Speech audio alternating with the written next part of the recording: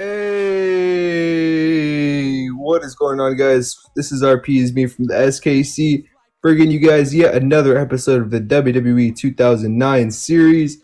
And today we are hitting up SmackDown, ECW and SmackDown. And kicking it off, we have ECW, Elite TV show, the one that he booked. And let's see what he does to kick everything off, and I'll hand it off to Elite TV.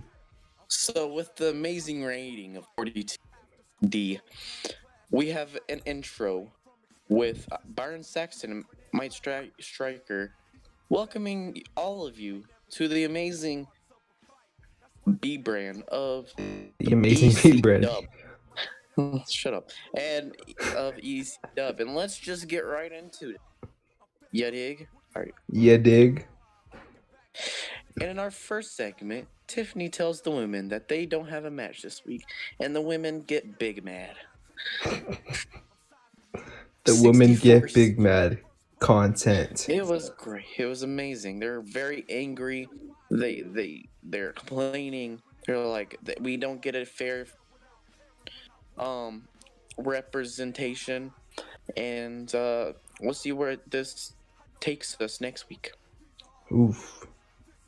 And in our first match, oh god, in a decent match, Wade Barrett, Ezekiel Jackson, and defeated the Hurricane and Tommy Dreamer in 11 minutes 35 seconds when Wade Barrett defeated the Hurricane by pinfall to Wasteland. The match deserved better announcing. Okay, part of the crowd was upset there wasn't more dangerous spots included in the match. Well, and Ezekiel Jackson with a 59, not bad. Wade Barrett for 50, that's not bad at all. Tommy Dreamer and the Hurricane got mid-70s. That's pretty decent. And this is Wade Barrett's debut in the WWE. Oh yeah, and this is Wade Barrett's debut in the WWE. I forgot to say that. But let's see if there's any improvements. There's Wade Barrett in technical, Wade Barrett in flying, and Wade Barrett in performance. Good job in your first match, Wade Barrett.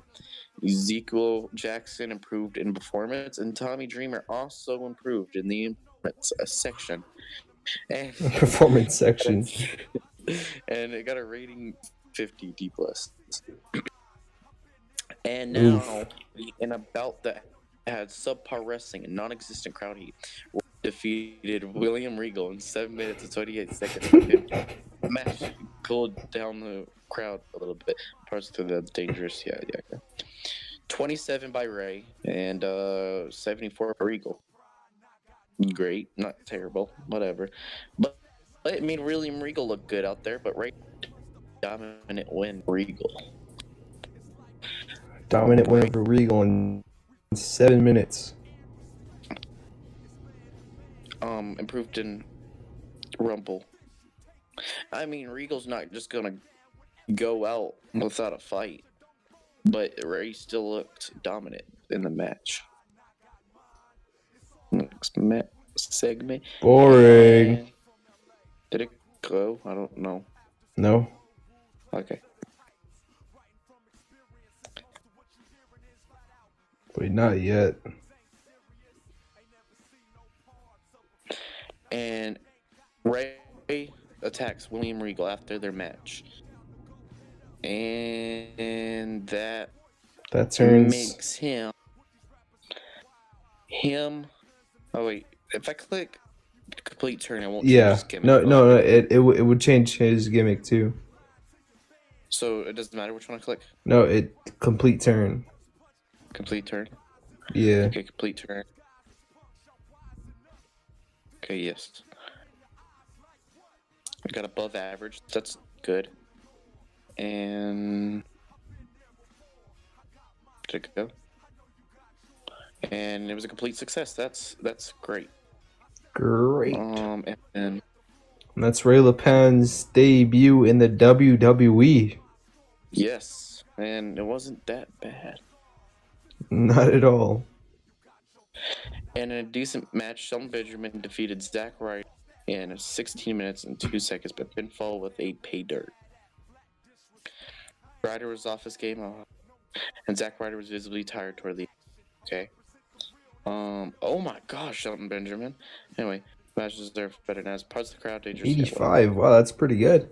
Shelton Benjamin got an 85, and Zack Ryder got a 59. He's still. This is his first year in the WWE, right? Right. Yeah, I think so. Yeah, but I think it's his first year. Wait, no, it's not. He's not. No, this is like his second or third. Oh, okay. Well, he's still pretty new, so Yeah. it's not bad. And he's improving, so I hope to see like something like a 60 or something next time you hear that, Ryder. And he was off his game. Yeah, I think you might need to up the danger. It seems like it. Not hardcore enough for EC All right, let's get to our next segment. And Shelton is celebrating when Christian cones out and has a face-off with Shelton Benjamin, and that will end ECW. And we'll see where this Christian and Shelton Benjamin future title match takes us. Okay, it's a future title match. Yes. Okay. Okay. What you think I'm gonna... I don't know. Maybe 70, 60, 65, 66. You sure? I was thinking like a 56. I don't know. Let's find out. Boop. Okay. 56. Wow. That's right. Wow, that's weird. You were spot on. Yeah. All right. Hope you guys enjoyed ECW. Now let's just get straight into Friday Night SmackDown. And all right, guys, let's just get straight into Friday Night SmackDown as we kick everything off with a pre-show. In an extremely short pre-show match, Kane defeated Matt Hardy in 4:45 by pinfall with a chokeslam. So Kane with a 77 and Matt Hardy with a 72. Matt Hardy is not suited to his gimmick. I'll make sure to remember that, or not. Kane is improving performance, and Matt Hardy as well, and Matt Hardy with Rumble. Cool stuff there. Good 70. Thingy. Yeah. Matt Hardy change his gimmick. There you go. There you go. First time I used that notepad in my life.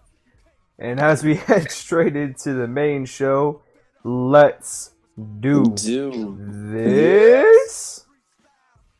And by the way, ECW booked by Elite, Raw and SmackDown booked by RP. Just trying to remind you guys. All right, as we have the show intro with Joey Styles and Todd Grissom at commentary. Good stuff there. And then we have Batista making his way to the ring, and he says that he wants the dead man, he wants the World Heavyweight title, and he will do it by no means, and calls out the SmackDown General Manager Teddy Long, and he gets in the ring and he gets up in his face, and he threatens Teddy Long to give him the title match, and then the Intercontinental Champion John Morrison comes out. And he sort of backs up Teddy Long here, and he says to pick on someone who can defend themselves. And Teddy Long, and then Batista challenges John Morrison to a match tonight. And then John Morrison challenges Batista to a match, and Batista wants it for the Intercontinental Championship. And then John Morrison accepts, and Teddy Long makes it official. So we have our main event there, the Animal Batista versus John Morrison for the Intercontinental Championship in the main event. A title match, player.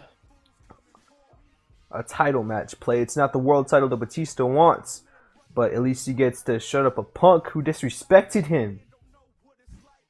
Yeah, decent, a really good rating here, 94A. That's pretty good. Yeah, that's really good. I fully expect that's gonna get better than Raw. Yeah. Mickie James is shown warming up backstage because she has a match with Layla coming up next. Layla. Alright, and then about that, good wrestling and a decent reaction from the crowd. Mickie James defeated Layla in 5:31 by pinfall with a roundhouse kick. During the match, we also had Michelle McCool distract Mickie James. So LayCool trying to team up on Mickie James, but it does not go as planned as Mickie James takes the dub with an 89 wow, and Layla with a 72. Layla seemed off her game, and Mickie James improves in performance. Wow. Really good. Wow. Wow. Wow. And then after the match, Mickie James is celebrating when LayCool attacked her. They're not too happy about Layla taking the L here, as Mickie James' celebration does not last very long. 64. And then we have CM Punk being interviewed about his upcoming match with Batista, with Jillian Hall, as the interviewer, because we could not find anyone else. So Jillian Hall is the new interviewer here, and did not have too much plan with her as an in-ring competitor anyways, so why not? As and it says Batista, so oops, that was my bad. That's supposed to be JTG. JTG. Alright, there you go. Batista's hyping up his match. Okay, I'm just gonna stop talking. CM Punk is hyping up his match with JTG coming up later tonight. CM Punk. As we head into that one, as Luke Gallows is his manager here. Has a beard. And then we have the WWE Tag Team Champions and the World Tag Team Champions, Jericho, arriving to the arena. And then we have CM Punk actually after Crime Time has made their entrance, CM Punk and Luke Gallows come out, and they try to get JTG and Shad to join the Straight Edge Society, but JTG punches him in the face, and that's what gets the match started, and the ref rings the bell, and that's what we get started here. And the match gets a 76. Wow, that's pretty good. CM Punk defeated JTG in 541 by submission with an Anaconda Vice after interference from Luke Gallows. During the match, we also had Shad Gasper distract Punk. JTG and Shad are a very poor combination. Okay. JTG with a 52 and CM Punk with a 92. So good stuff there. CM Punk improving in performance, and JTG and technical and in performance. Good JTG. Very good. JTG carried the match, man. 100%. Really good stuff there. Carried the match. Very good stuff. As Punk grabs the match out. Punk grabs the mic after the match. And Gallows attacks Shad outside, and Punk says that's why you should join the Straight Edge Society. They're saying that they are taking over SmackDown here, so good stuff there. As LayCool cut a promo backstage making fun of Mickie James, and Layla says that Mickie James got lucky tonight because she would have defeated her with no problem. So good stuff there in that segment. As Batista is shown warming up backstage ahead of his Intercontinental Championship match with John Morrison coming up later tonight. As John Morrison is interviewed by Jillian about his match with Batista, as he says that he's gonna shut up Batista and prove that he's the better man and defend his Intercontinental Championship with no problem. And he's gonna fight against the odds. As R-Truth confronts Jericho backstage, and he challenges the Big Show to a match, which is kind of stupid. And Big Show accepts, and then Jericho laughs it off, disregarding R-Truth as an actual competitor. So good stuff there. Was that what you were about to say? And about that had great wrestling and good heat. Rey Mysterio defeated Dolph Ziggler in 8:52 when Dolph Ziggler intentionally got counted out. So Dolph Ziggler basically handing the victory to Rey Mysterio there. As Rey Mysterio improves in Rumble, technical, and performance, as Dolph Ziggler improves in Rumble. So good stuff there. Rey Mysterio with the 92 and Dolph with the 79. Really good stuff there. Pretty good match. I'm happy with that. Good stuff. Dolph said, "This ain't worth my time. This ain't worth my time." As the announcers hype up the main event for the Intercontinental Championship, Batista versus John Morrison. as the Big Show is showing warming up walking backstage because he's going against R-Truth next. And this one did weirdly decent in an extremely short match. The Big Show defeated R-Truth in 4:49 by pinfall with a knockout punch. So R-Truth is the answer. So R-Truth was light work for the Big Show as he defeats him in 5 minutes with a KO punch. So good stuff there as R-Truth is improving in Rumble and Technical. So good stuff there. As the match is over, R-Truth is left down. The Big Show is celebrating, but then stops and sees his opponent still on the ground, and he attacks him and beats him into the canvas. So Big Show with no respect there for R-Truth. Jericho is looking pretty dominant here, you guys. Pretty dominant. As Batista hypes up his match with John Morrison later, coming up soon. Next, I don't know. Next. He says that he's going to absolutely destroy John Morrison here tonight and win the Intercontinental Championship, and then sets his targets for The Undertaker. So Batista, he's got a pretty big goal here. Let's see if he can defeat John Morrison here tonight. And Jillian Hall did pretty good. Is it next? Is it next? Is it next? Is it next? I'm not sure, but you can make a prediction. Okay. I'm gonna guess an 81. 81. I'm gonna guess a 77. Let's see how it does. Okay. Drew McIntyre tells Teddy Long that he's the future of SmackDown, and he's mad that he is not booked. And then Teddy Long says, "You gotta earn your spot here, playa." So saying he's not taking it too seriously. Well, he's not just taking him not too seriously. He's saying that you have to work for what you get here on SmackDown. So good stuff there. And then Dolph Ziggler cuts a promo saying that he's done wasting his time and he played it smart against Rey Mysterio here tonight. And good stuff there by Dolph Ziggler. He didn't want to waste his time. Not worth his time. And let's see how the match does. I'm pretty sure it's next. Oof.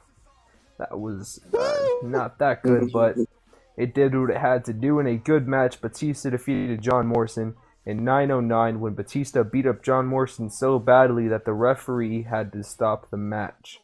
Oof. Batista wins the WWE Intercontinental Championship. John Morrison is MVP. So Batista just destroys John Morrison just like he said he was going to do. So pretty good match there. Not great, but it was decent. As Batista wins the Intercontinental Championship, which I believe is for the very first time. So cool stuff there. And then Batista holds up his newly won Intercontinental title and looks into the camera and says, "You're next, dead man." So Batista calling out The Undertaker as he is the new Intercontinental Champion as John Morrison looks to be pretty badly injured. Intercontinental Champion Batista.